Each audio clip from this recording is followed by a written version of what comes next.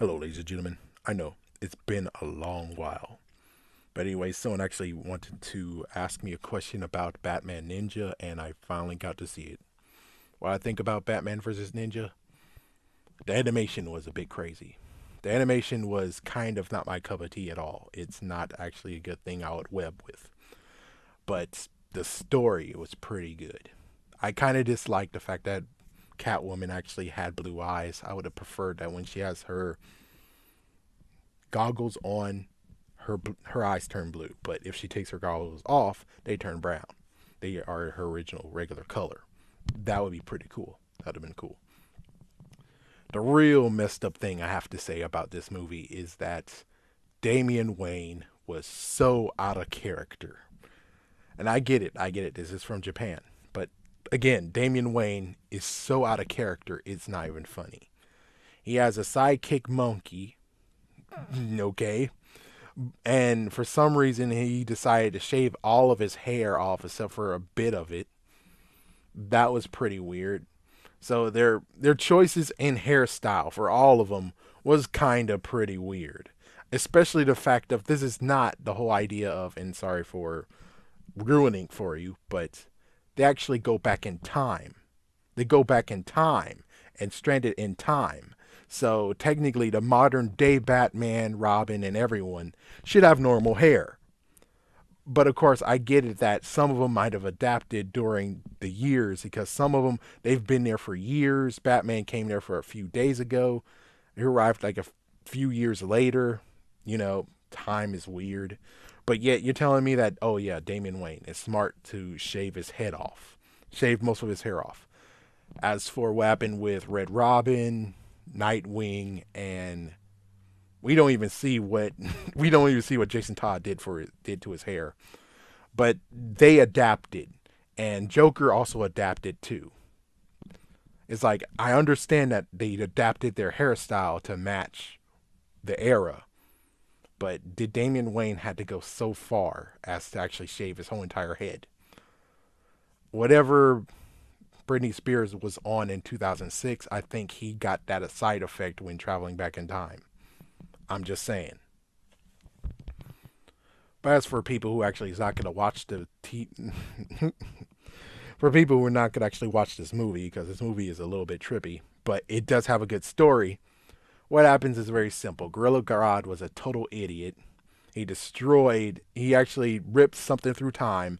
Batman was able to slow himself from being stranded for years and came years later, in quotations, years later, when it comes to the whole time machine. You have all these villains who showed up because they were there in the impact, and now they became rogue. They became shoguns, and they're trying to actually no, they're trying to become shoguns. Right now, they're just I forgot the word, but either way, they basically were just I would say generals. They were generals trying to become shoguns so they can rule all of Japan, and they are actually and they were wrecking the timeline as well. They were wrecking history as well. And I was wondering how will that be addressed, and hopefully Doctor Fate will have done something to fix that. But that's about it. That and that's just whole thing. And crazy enough, somehow they were able to put a Megazord in this movie. That's right, a Megazord was in this movie. Not to mention a bunch of monkeys and bats came together become an actual 50-foot tall Batman. I mean, this has Japanese written all over it. It's like, yes, this has been put in Japan. This was Japan using Batman.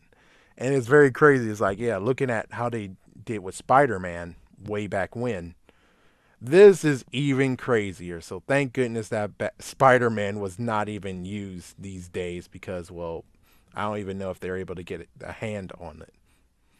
But yeah, Ninja, what was called Batman Ninja, but I would say Batman dot dot Ninja or Ninja Batman or Batman Enter the Ninja or something like that. But just Batman Ninja, it's like, it gets a good, interesting thing to it. But on the other hand, it really actually needs to, they really need to work on the title. Would I recommend this movie? Somewhat. I somewhat would recommend this movie. But if you are a big Damian Wayne fan and you've been watching Son of Batman and Batman versus Robin, Justice League, and many other ones, you know, the ones that are coming out from DC Animation, they're doing a great job with movies, by the way, when it comes to animation. You're not going to like this movie because Damian Wayne seems so out of character, it's not even funny. And I know it's not even in the continuity of that, but still, going from one thing to another, like going to Teen Titans, then going to Teen Titans Go, that will wreck your life. That will wreck your mind. And this kind of does the same exact thing too. Personally, I wish they would have not actually have had Damian do it. I wish that Red Robin would have just been his little self. So it's like a new interesting thing because it's not in the timeline. If it's not in the timeline, it's not in sequence, then that means who cares who's the kid Robin? And Red Robin, again, thinking about the restaurant, it's like, yeah, you best allow Red Robin actually be the little kid. And there you go. He can cut up all his hair he wants and everything.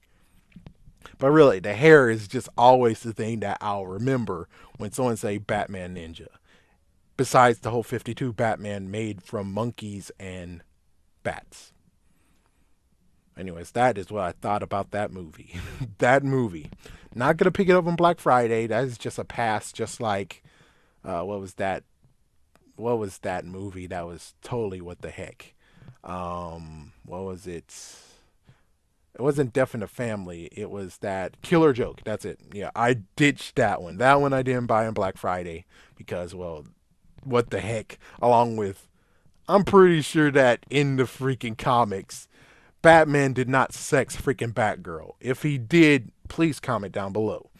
If he didn't, that is a good reason why I don't want to have that movie ever in my possession. No thanks. Anyways, I'm whipping out. Tell me what you guys think. Peace.